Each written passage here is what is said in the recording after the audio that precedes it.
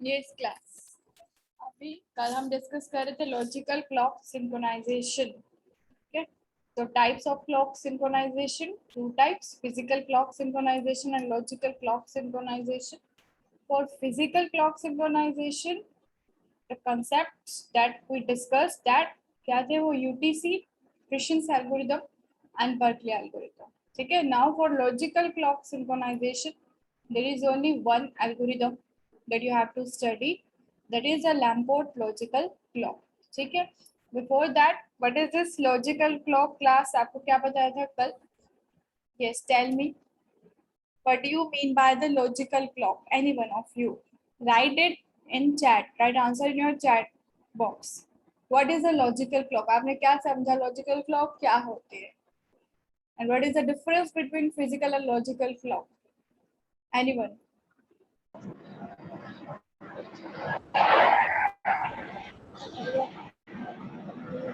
Yeah, on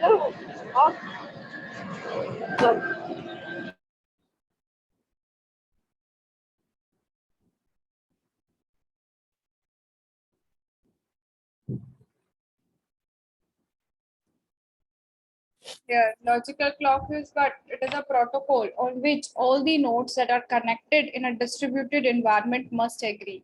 ठीक है, in simple terms अगर आपसे कोई पूछता है लॉजिकल क्लॉक क्या होती है, you can define it as that it is considered as a protocol. एक प्रोटोकॉल का काम करती है जिसपे हर एक नोड जो कि नेटवर्क में कनेक्टेड है, कौन से एनवायरनमेंट में, डिस्ट्रीब्यूटेड नेटवर्क में, तो वो सभी उस प्रोटोकॉल पे एग्री करती है, उसी के ही रूल्स को फॉलो करती है.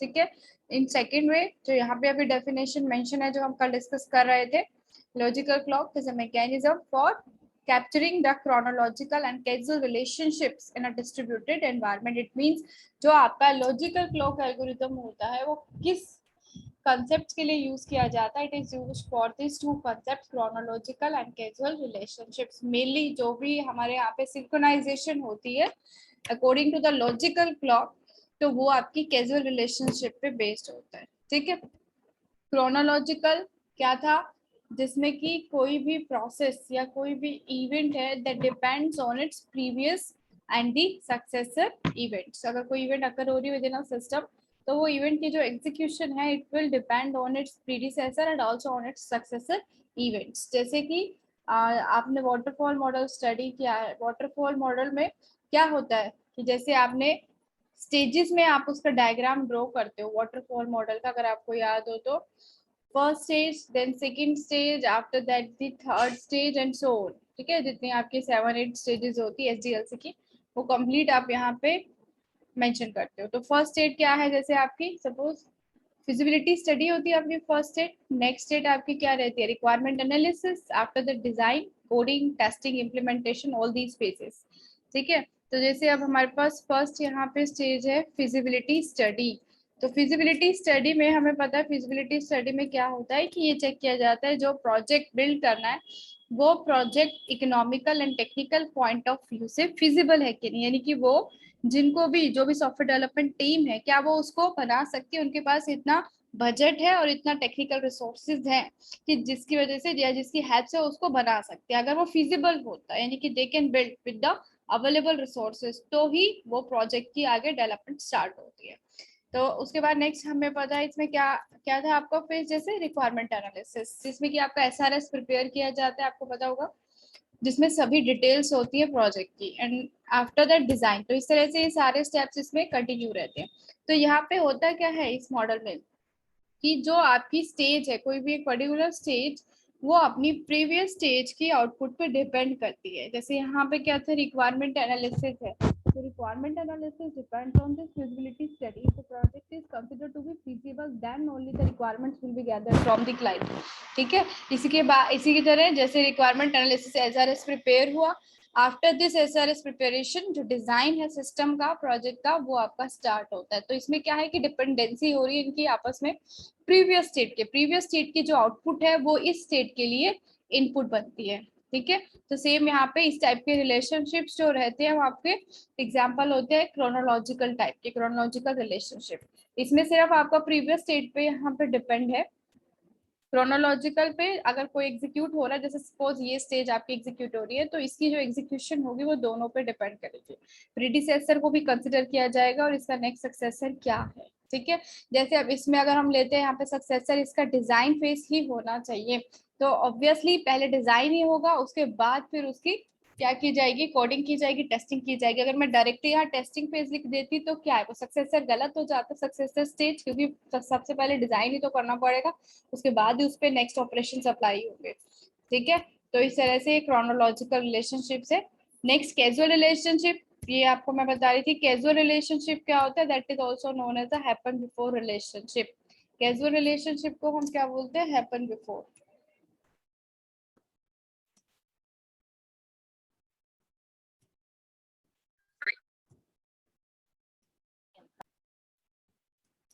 हैपन बिफोर रिलेशनशिप, ठीक है। अभी हमने डिस्कस भी किया था, जैसे टू पीसीज है, PC1 and PC2, and on these two PCs we have to execute the two processes। तो वो processes, एक process PC1 पे है और another process P2 है, जैसे वो PC2 पे है, ठीक है। तो happen before relationship में क्या है कि अगर P1 की जो आपकी टाइम स्टैम्प वैल्यू है, P1 की टाइम स्टैम्प वैल्यू P2 से स्मॉल है, then the P1 will be executed first. तो P1 ही पहले एग्जीक्यूट होगा। जैसे यहाँ पे एग्जांपल लिया था कि P1 की 3 कंसिडर की थी, P2 की 5, तो इन दोनों में से जिसकी भी टाइम स्टैम्प वैल्यू कम होगी, स्मॉल होगी, वही प्रोसेस पहले एग्जीक्यूट होगा। तो इस यहाँ पे 3 की कम है, तो ऑब्वियसली P1 जो है वो पहले एग्जीक्यूट होगा।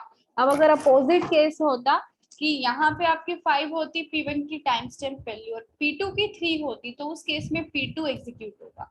तो जो कैजुअल रिलेशनशिप्स होते हैं उनको हम हैपन बिफोर रिलेशनशिप कहते हैं, जिसमें कि वो इवेंट या वो प्रोसेस पहले एग्जीक्यूट होता है जिसकी टाइम स्टैम्प वैल्यू छोटी होती है, ठीक है। अब इसमें ये जो एग्जांपल लिया था सेम पीसी का था, सेम पीसी में भी अगर वो कैजुअल रिलेशनशिप का यूज कर रहे हैं तो उसमें भी टाइम स्टैम्प वैल्यू पहले चेक होगी, जिसकी कम होगी टाइम स्टैम्प वैल्यू, स्मॉल होगी, वो प्रोसेस पहले एग्जीक्यूट होगा, ठीक है। अब देखो जो आपका लॉजिकल क्लॉक सिंक्रोनाइजेशन है, यानी कि to synchronize the logical clock two methods can be used. अभी मैंने इसकी डेफिनेशन का आपको मीनिंग बताया कि इसमें कि क्रोनोलॉजिकल रिलेशनशिप और कैजुअल रिलेशनशिप के साथ ये काम करता है। अब नेक्स्ट देखो, methods to synchronize the logical clock.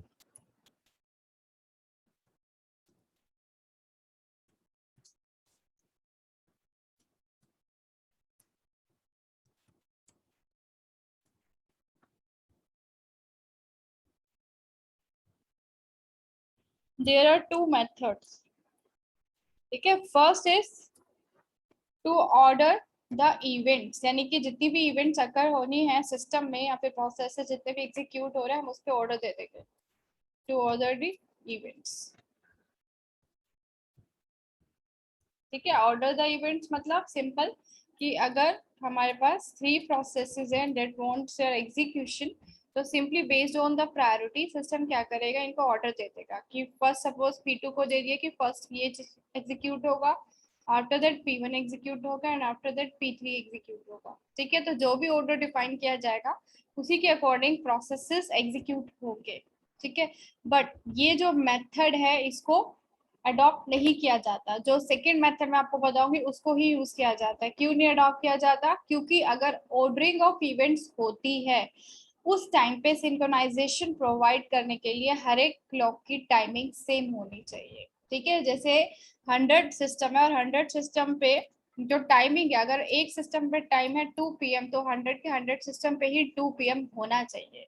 But हमें पता है कि ऐसा नहीं होता है क्योंकि हमारे पास कोई भी ग्लोबल क्लॉक प्रेजेंट नहीं होती है, ठीक है। सो टू मेथड में से फर्स्ट क्या है, to order the event, simply ये एप्लीकेबल नहीं होता है। क्यों नहीं होता है, क्योंकि इसके लिए क्या रिक्वायरमेंट होती है कि हर एक क्लॉक की टाइमिंग सेम ही हो, तभी ऑर्डरिंग ऑफ इवेंट्स जो है वो इजिली हो पाता है, पॉसिबल हो पाता है, ठीक है। नेक्स्ट मेथड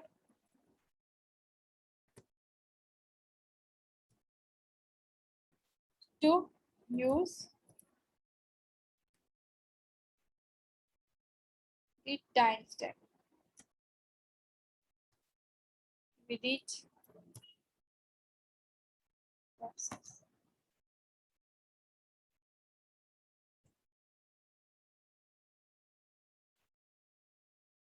ठीक है, सेकेंड मेथड क्या होता है, हर एक प्रोसेस के साथ टाइम स्टैम्प हम ऐड कर देंगे।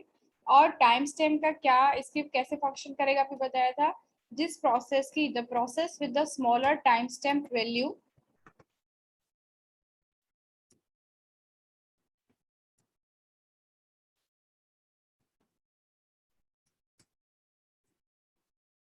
value will be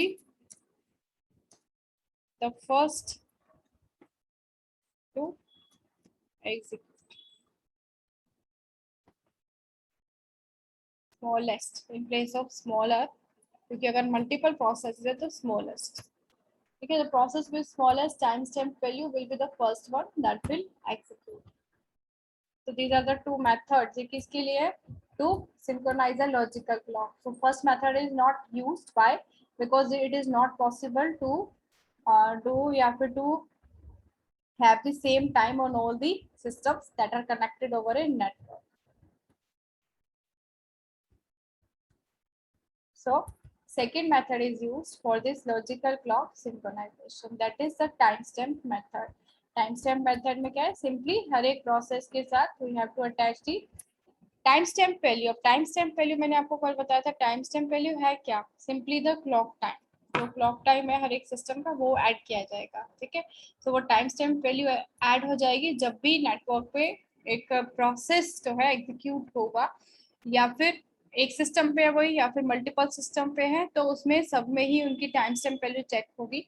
जिसकी स्मॉलेस्ट होगी वो पहले एग्जीक्यूट होगा, आफ्टर दैट जिसकी नेक्स्ट स्मॉलेस्ट होगी, फिर ऐसे ही नेक्स्ट स्मॉलेस्ट एंड सो। ठीक है, अब यहाँ पे क्या है, ऐसा क्यों कहा है, बिकॉज जैसे सपोज यहाँ पे मेरे पास है सेंडर, शायद मैंने कल आपको बताया होगा, this is sender node, this is a receiver node.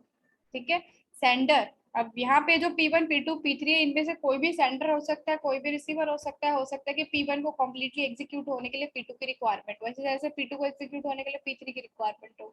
तो जो भी रिक्वेस्ट सेंड करेगा वो सेंडर है, और जो रिक्वेस्ट रिसीव करके प्रोसेस करेगा तो वो आपका क्या है, रिसीवर है। तो यहाँ पे जो आपका सेंडर है, तो सेंडर ने जो मैसेज सेंड किया है कोई भी R1 को, यानी कि रिसीवर को, किस टाइम पे किया है, एट सपोज 10:18, अभी कितना हुआ है 10:18 AM। ठीक है, ये क्या है 10:18, इसकी टाइम स्टैम्प वैल्यू है। ठीक है, अब जो हम एग्जांपल आपको दोगे तो उसमें आप 1 2 3 4 ले सकते हो, लेकिन मेनली होती क्या है टाइम स्टैम्प वैल्यू, उनकी क्लॉक वैल्यू, उनके टाइम क्या हुआ है उनके सिस्टम पे। तो यहाँ पे क्या है 10:18 AM। अब R1 के पास मैसेज रिसीव होता है आपका एट 10:25। ठीक है, तो अगर 10:25 है तो ऑब्वियसली ये जो है रूल को वायलेट नहीं कर रहा है ये एग्जीक्यूशन। क्यों, क्योंकि जो सेंडर है उसकी टाइम स्टैम्प वैल्यू कम है इससे, क्योंकि जिसकी कम है वही पहले एग्जीक्यूट होगा, तो ऑब्वियसली सेंडर ही पहले मैसेज सेंड करेगा जिस भी नोड के लिए उसने सेंड करना है।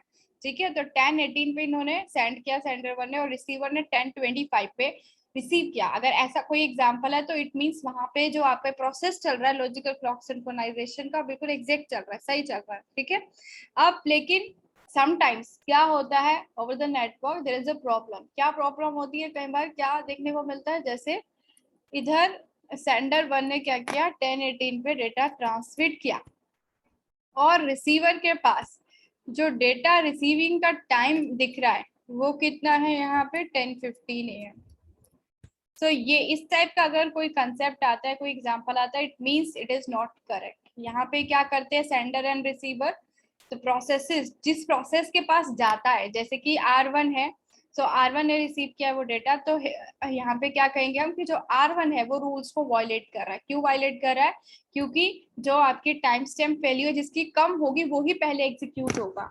अब यहाँ पे R1 की टाइम स्टैम्प वैल्यू इससे कम है तो ये पहले एग्जीक्यूट होगा, लेकिन ऐसा कैसे हो सकता है, जब तक कि सेंडर ने ही मैसेज ट्रांसमिट नहीं किया तो उसको रिसीव कैसे हो गया। ठीक है, तो इस केस में क्या होता है, अब रिसीवर को रूल वॉलेट किया रिसीवर ने, अब रिसीवर ये चेक करता है दैट कि जो मैसेज अब मेरे पास 10:15 पर रिसीव हुआ है तो it is not for me और it is not a correct message, कि जो उसके पास डेटा रिसीव हो रहा है उस टाइम से ही पहले जिस टाइम पे सेंडर ने ट्रांसमिट किया है, तो वो इट मीन्स उसको मैसेज को क्या करना पड़ता है, ड्रॉप करना पड़ता है, क्योंकि उसको ये पता लगता है कि ये जो मैसेज है करेक्ट नहीं है, मेरे लिए नहीं है। ठीक है। अब ये रिसीवर को पता कैसे लगता है कि जैसे ही जो भी मैसेज आता है उसमें कंप्लीट दोनों की ही, कोई भी मैसेज अगर ट्रांसमिट हो रहा है ओवर द नेटवर्क तो उसमें दोनों की ही टाइम स्टैम्प वैल्यू रहती है, सेंडर की भी रहती है और रिसीवर की भी रहती है। ठीक है, तो रिसीवर को या सेंडर को कैसे पता लगता है कि जो डेटा ट्रांसमिशन हो रही है करेक्ट नहीं हो रही है with this time stamp value, जो कि हर एक मैसेज के साथ एसोसिएटेड होती है। जैसे सेंडर ने मैसेज ट्रांसमिट किया, इसने अपना टाइम सेंडिंग टाइम भेजा कि 10:18 और रिसीविंग टाइम सपोज वहाँ पे कोई 10:25, but receiver receive at a message at 10:15, so it means it is not designated for this receiver or it is an incorrect message। तो इस टाइम पे इसको ड्रॉप किया जाता है और इसके लिए इसको हम कैसे सॉल्व करेंगे, उसके लिए कौन सा एल्गोरिदम है आपका, लैम्पोर्ट लॉजिकल क्लॉक। ठीक है, तो लॉजिकल क्लॉक सिंक्रोनाइजेशन के लिए लैम्पोर्ट लॉजिकल क्लॉक एल्गोरिदम यूज होता है। वो कौन सी सिचुएशन में वर्क करता है, जहां पे कि जो टाइम स्टैम्प का कंसेप्ट है कि जिसकी कम टाइम स्टैम्प वैल्यू होगी वही पहले एग्जीक्यूट होगा, वो कंसेप्ट आपका नहीं हो पाता है। वहां पे क्या हो जाता है कि जो आपकी जो टाइम स्टैम्प वैल्यू जिसकी कम है वो ना एग्जीक्यूट होके जिसकी टाइम स्टैम्प वैल्यू ज्यादा है वो पहले एग्जीक्यूट हो रहा है। तो इस केस के लिए लैम्पोर्ट लॉजिकल क्लॉक ने क्या दिया, एक सॉल्यूशन दिया। क्या सॉल्यूशन है वो देखो। ठीक, बिफोर दैट जो यहाँ पे हम कैजुअल, अब ये जो भी है ना लैम्पोर्ट लॉजिकल क्लॉक, ये सारा कैजुअल रिलेशनशिप का ही यूज कर रहा है। कैजुअल रिलेशनशिप में सिंपली क्या है, हमें हर एक प्रोसेस के साथ टाइम स्टैम्प ऐड करना है। ओके, तो अब कैजुअल रिलेशनशिप जब भी होता है तो इसकी 3 प्रॉपर्टीज हैं जो कि यूज होती है for any execution of processes। So properties of causal relationship, what are these properties? First is causal relationship always follow the transitive relation। ठीक है, अगर causal relationships हैं तो वहां पे ट्रांजिटिव रिलेशन का यूज होता है। ट्रांजिटिव ट्रांजिटिव रिलेशनशिप क्या होता है, क्लास मैथ्स में पढ़ा होगा आपने, बताओ ट्रांजिटिव रिलेशनशिप कैसे बोलते हो आप?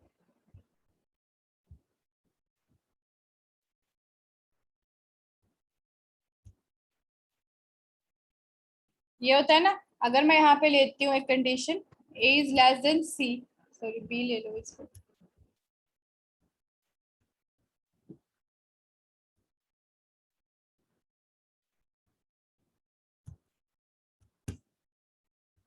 a is less than b। दूसरा कंडीशन क्या है, b is less than c। तो according to these two conditions जो कंक्लूजन रहता है that will be a will be less than c। तो ये आपका ट्रांजिटिव रिलेशन होता है। अगर a b से लेस है और b c से लेस है तो obviously a will be less than the c। ठीक है, तो यही यहाँ पे कैजुअल रिलेशन जो है फॉलो करते हैं। क्या यहाँ पे हमें अब क्या लेना है, टाइम स्टैम्प वैल्यूज देखनी है। टाइम स्टैम्प वैल्यू कैसे आप रिप्रेजेंट करते हो, टी एस से। ये जो एस है ना, ये इसको आप टी के नीचे साइड में लिखना सब्सक्रिप्ट के टाइप में। ठीक है, नीचे सुपर स्क्रिप्ट नहीं बनाना, सब्सक्रिप्ट में इसको लिख देना टी और इसके नीचे एस, सिंपल। सो टाइम स्टैम्प टी एस और साथ में उस इवेंट या प्रोसेस का नेम, जैसे इवेंट में यही ले रही हूँ एबीसी ही, तो यहाँ पे इवेंट का नेम आपका आ जाएगा विद इन दिस ब्रैकेट। तो ये क्या डिनोट कर रहा है, टाइम स्टैम्प ऑफ ए। तो अभी एक ट्रांजिटिव रिलेशन में कैसे शो करोगे, सिंपल अभी जैसे बताया था, ट्रांजिटिव रिलेशन में अगर टाइम स्टैम्प ए की लेस देन है बी की टाइम स्टैम्प से, सिंपल है, इसको हम ऐसे रीड करेंगे, if the time stamp of A is less than the time stamp of B and if the time stamp of B is less than the timestamp of C, then what will be the conclusion here? Conclusion is that the timestamp of A will always be less than the timestamp of C।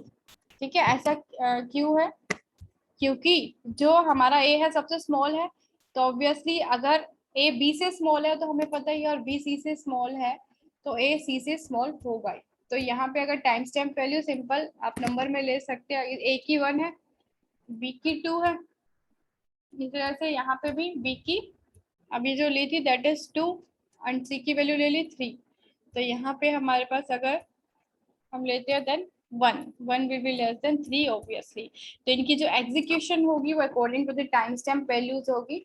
First जिसकी small है that is A पहले execute होगा, after that B will be executed and at last C will be executed. ठीक है, तो यहाँ पे आपको मेनली क्या करना है, जरूरी नहीं आप क्लॉक टाइम की तरह उसको शो करो, कोई एग्जांपल ले रहे हो तो आप 1 2 3 की फॉर्म में भी शो कर सकते हो, जस्ट आपको लेकिन जो एब्रीविएशन और टर्म यूज करनी है इसके लिए वो ऐसे लेना ts ऑफ a, तो ts of a means time stamp of a that will be equal to 1, ऐसे time stamp of b is 2, time stamp of 3 c is 3, ठीक है। सेकंड प्रॉपर्टी, फर्स्ट क्या है कि जो कैजुअल रिलेशनशिप है that follows the transitive relationship. Second property, they work on casually ordered events। Casually ordered events, यहाँ से इनका मतलब क्या है, जैसे सपोज मेरे पास है 2 इवेंट्स ए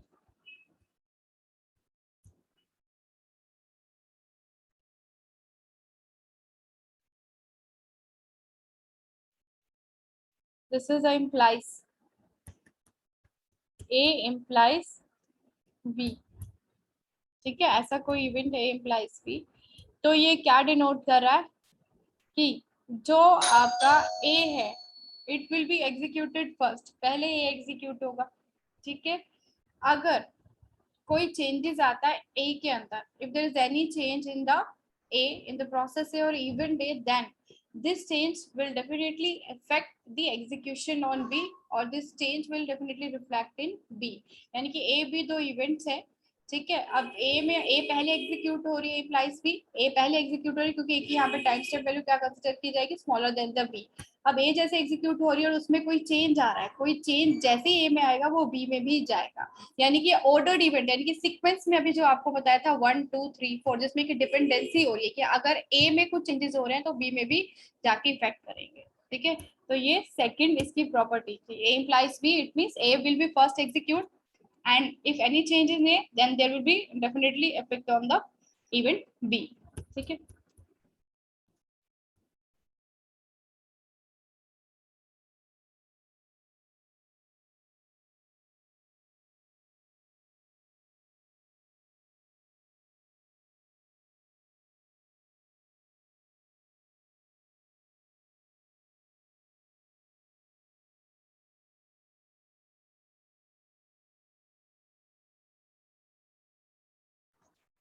थर्ड प्रॉपर्टी,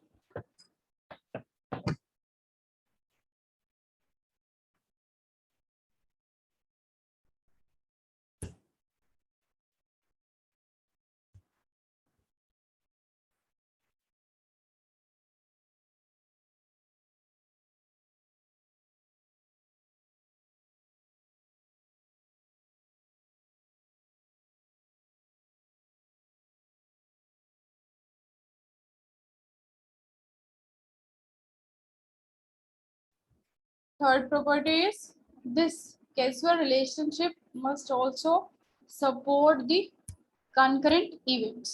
causal relationship अगर हम यूज कर रहे हैं क्लॉक सिंक्रोनाइजेशन के लिए, लॉजिकल क्लॉक सिंक्रोनाइजेशन के लिए, then they must support the concurrent events.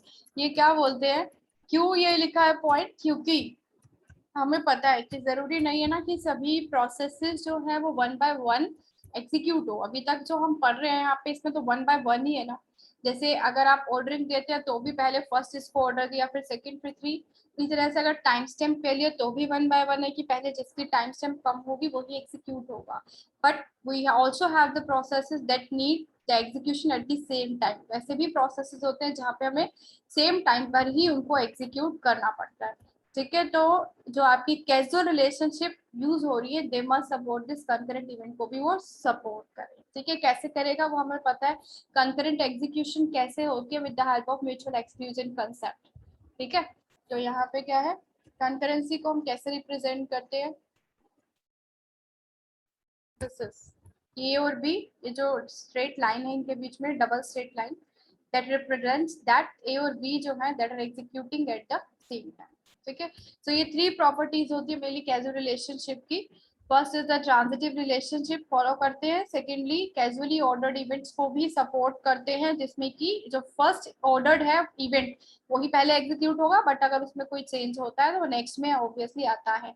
और थर्ड क्या है कि हमारे पास आल्सो ऐसे भी प्रोसेसेस होते हैं जो कि सेम टाइम पे एग्जीक्यूट होते हैं, तो उनको भी कैजुअल रिलेशनशिप सपोर्ट करे ताकि वहां पे भी सिंक्रोनाइजेशन में कोई प्रॉब्लम ना आए, ठीक है। अब नेक्स्ट देखो, और जो एल्गोरिदम है इसके लिए अभी मैं आपको बता रही थी, that is Lamport logical clock. It is defined by this person named as Lamport. Lamport जो है उन्हीं पर्सन के नाम से ही इसका नाम पड़ा है, लैम्पोर्ट logical clock.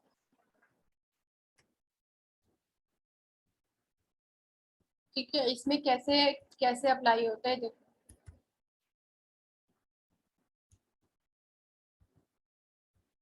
First of all इसमें आपका जो स्टेप्स है एल्गोरिदम में क्या आपको यूज करने हैं.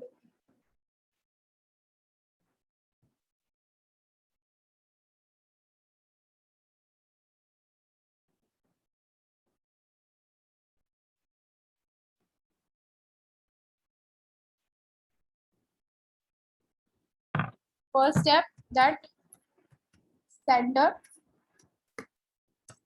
will transmit a message. ठीक है, किसको भेजना है, किसको सेंड करना, ऑब्वियसली टू अ रिसीवर. ठीक है, नाउ दिस मैसेज जो सेंडर ने ट्रांसमिट किया है, it consist of two parameters mainly, message plus time stamp of sender. जैसे सेंडर का नाम है यहाँ पे सेंडर 1, तो ये मैसेज के साथ जो भी डेटा कम्युनिकेशन करना उसके साथ में टाइम स्टैम्प वैल्यू भी वो पूरा ट्रांसमिट करता है. So it is represented like this. कोई भी मैसेज आपका अगर ट्रांसमिट हो रहा है तो उसको इस तरह से ब्रैकेट पे आपको शो करना होता है, मैसेज कोमा TS1. उसके बाद आफ्टर दैट जब सेंडर ने ट्रांसमिट किया, receiver receive that message. Now receiver receive this message. अब रिसीवर का सबसे पहला काम क्या है, वो एकदम लेते ही उसको प्रोसेस नहीं करेगा. First of all, the receiver task is to compare its timestamp value and the timestamp value associated with message. यानी कि रिसीवर का काम क्या है, अब टाइम स्टैम्प वैल्यू को कंपेयर करना कि उसकी क्लॉक में क्या टाइम हुआ है और जो सेंडर ने मुझे मैसेज ट्रांसमिट किया है उसमें क्या टाइम. ठीक है, अब यहाँ पे दो केसेस होते हैं. क्या केसेस होते हैं जो भी आपको बताए थे. इफ जो सेंडर है, मैं इसको ऐसे लिख रही हूँ, the time stamp value of sender is less than the timestamp value of receiver. ठीक है, इट मीन्स ये करेक्ट है. अभी जो मैंने कंडीशन लिखी है यही होनी चाहिए कि टाइम स्टैम्प वैल्यू सेंडर की लेस होनी चाहिए आर से, रिसीवर से. Then there will be no updation या no change in the clock time. किसमें चेंज नहीं होगा, no change in the clock time and the message will be executed. तो रिसीवर उसको एग्जीक्यूट कर देगा, कोई चेंज नहीं होगा. क्यों नहीं होगा, क्योंकि जो कंडीशन है वो करेक्ट है, यही होनी चाहिए according to Lamport logical clock. After that otherwise यानी कि एल्स, अगर कंडीशन अपोजिट है, इट मीन्स कि जो हमारी टाइम स्टैम्प वैल्यू है S1 की वो क्या है, ग्रेटर, और जो टाइम स्टैम्प वैल्यू है R1 रिसीवर के पास पहले ही पहुंच गया मैसेज उसके भेजने से ही पहले, अगर ऐसी कोई कंडीशन है तो इट मीन्स इसको क्या बोला जाता है, दैट R1 जिसके पास मैसेज गया है उस नोड के लिए हम क्या बोलते हैं, R1 is violating the rules. ठीक है, so in this case what is the solution. Solution क्या आप अप्लाई करोगे. सो हमें क्या करना है इस पार्ट के लिए, इंक्रीमेंट दी टाइम स्टैम्प वैल्यू, TS में लिख रही हूँ, ऑफ सेंडर. जो भी सेंडर के मैसेज में टाइम स्टैम्प वैल्यू है उसको इंक्रीमेंट करना है विद 1. ठीक है, यानी कि आपको करना क्या है, सिंपली TS जो भी सेंडर ने टाइम स्टैम्प भेजा है उसमें मान लो वैल्यू है 14, तो आपको क्या ऐड कर देना है, 1 उसमें ऐड कर देना है. 14 + 1 विल बी द 15. अब ये जो इंक्रीमेंटेड वैल्यू होती है ये रिसीवर साइड पे अपडेट हो जाएगी. जैसे सपोज सेंडर ने जो वैल्यू सेंड किया वो कितना किया है 14 पे, और रिसीवर की जो वैल्यू है वो है 11. तो ऐसा नहीं होना चाहिए, रिसीवर की 14 से ज्यादा ही होना चाहिए। तो अभी ये जो सोल्यूशन बताइए क्या है कि जो सेंडर की वैल्यू है 14, उसमें एक हम ऐड कर देंगे, दैट विल बी द 15, और यहाँ पे आपकी जो वैल्यू 11 रिप्लेस हो जाएगी विद द वैल्यू 15। तो यहाँ पे जो क्लॉक टाइमिंग है, अब ये कौन कर रहा है, रिसीवर अपडेट कर रहा है अपनी क्लॉक टाइमिंग को। इस तरह से सिंक्रोनाइजेशन होता है। सिर्फ 2 प्रोसेस के लिए मैंने आपको बताया था, कैन बी मल्टीपल प्रोसेसेस। तो मेन यही चेक करना है कि सेंडर की जो वैल्यू है वो टाइम स्टैम्प कम ही हो और रिसीवर की ज्यादा हो। अगर ऐसा नहीं होता है तो सिंपली सोल्यूशन क्या होती है कि जो सेंडर ने टाइम स्टैम्प वैल्यू ट्रांसमिट किया है उसमें 1 ऐड कर देंगे, और रिसीवर की जो वैल्यू जैसे यहाँ पे 11 थी इसको रिप्लेस कर देंगे, और न्यू जो वैल्यू है 15 यहाँ पे उसको ऐड कर देंगे।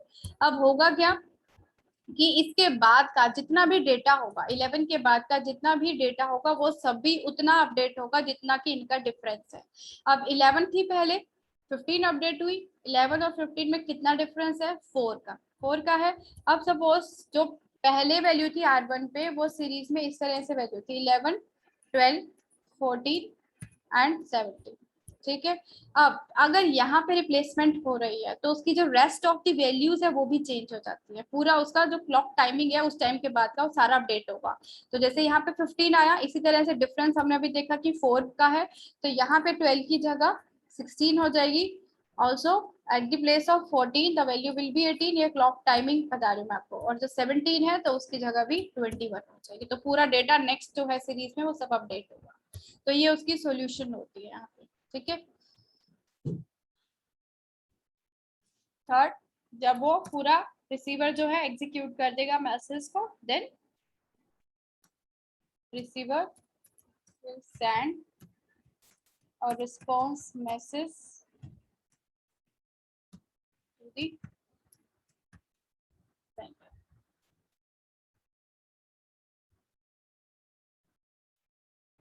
मैसेज की फॉर्म वही है जो भी बताई थी। अब रिसीवर जैसे ट्रांसमिट कर रहा है सेंडर को, तो इसका मैसेज में भी वही 2 पैरामीटर होंगे।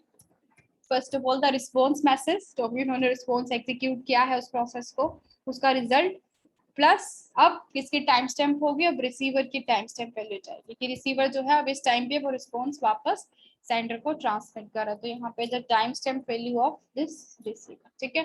तो ये 3 स्टेप्स होते हैं मेनली लैम्पोर्ट लॉजिकल क्लॉक एल्गोरिथम में। First of all, sender will transmit a message to the receiver in the form message comma ts1, ts is the timestamp and s1 is the name of sender. Secondly, receiver after receiving the message first of all compare the timestamp values, कौन सी values, खुद की value plus जो sender के message में है, ठीक है। अब कंपैरिजन के टू केसेस क्या है कि if the sender value timestamp value is less than the timestamp of receiver, तो obviously it is correct, it is not violating the rules and there is no change in the clock time and message will be executed. But if the opposite यानी कि else part में क्या है, अगर sender की time stamp value ज्यादा और receiver की कम है तो यहाँ पे रूल्स जो है वो फॉलो नहीं हो रहे हैं। सो इट मीन्स क्या करना पड़ेगा, रिसीवर को अपनी क्लॉक को अपडेट करना पड़ेगा। और अपडेट करने के लिए उसे करना क्या है, सिंपली जो भी सेंडर के मैसेज में वैल्यू है टाइम स्टैम्प वैल्यू उसमें एक ऐड कर देगा, ठीक है। आफ्टर दैट जो उसकी ओल्ड वैल्यू थी रिसीवर की जहां पे मैसेज रिसीव हुआ है उस वैल्यू को रिप्लेस कर देगा उस न्यू वैल्यू से, ठीक है।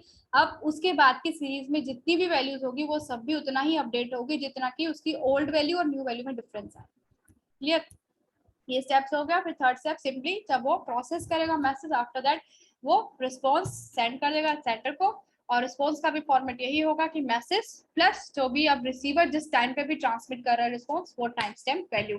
अब जैसे ही सेंडर के पास जाएगा तो फिर से ये रिपीट होगा यही प्रोसेस, सेंडर फिर कंपेयर करेगा अपना और इसका टाइम स्टैम्प।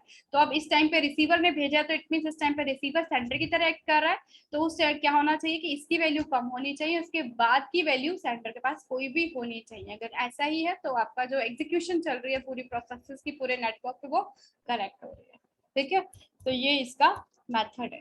अब इसका एग्जाम्पल आपको देना है पूरा, अभी तो जस्ट मैंने एक स्मॉल पार्ट बताया था इसके एग्जाम्पल का, बट कंप्लीट एग्जाम्पल इसका करना है, ठीक है।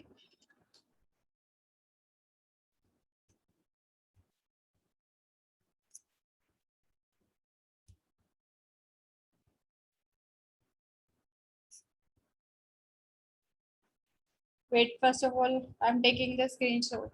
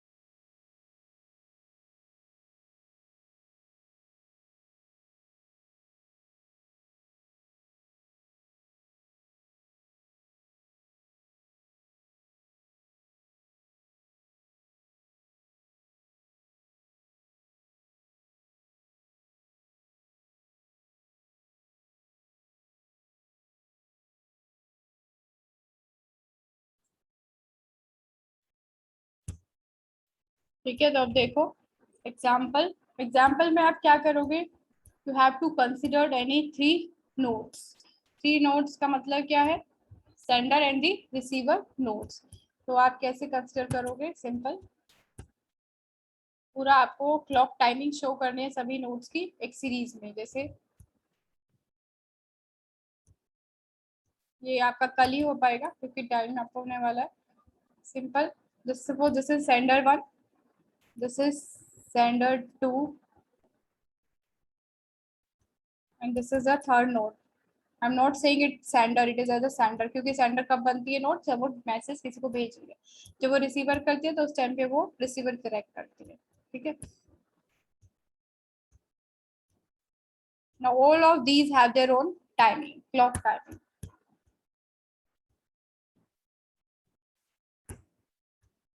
और इसको भी मैं सेंडर ही कंसिडर कर लेती हूँ फॉर माय एग्जाम्पल। ठीक है, नाउ फर्स्ट ऑफ ऑल करना क्या है आपको, इस पूरे बॉक्स के अंदर इनकी क्लॉक टाइमिंग देनी है, एक कंप्लीट सीरीज लेनी।